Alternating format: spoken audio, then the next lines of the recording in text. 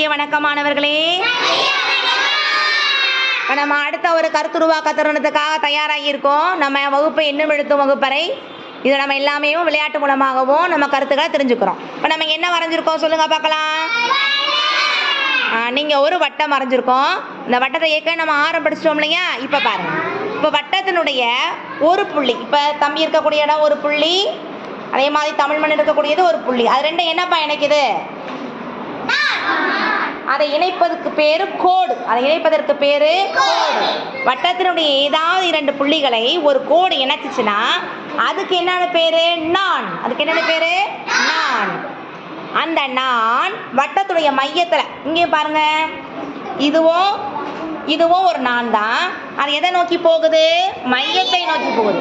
வட்டத்தோட மையத்தில் பாஸ் ஆகி அந்த நான் போச்சுன்னா அதுக்கு என்ன பேரு? விட்டம். அதற்கு என்ன பேரு? இங்க பாருங்க, இங்க எத்தனை நான்கள் இருக்கு?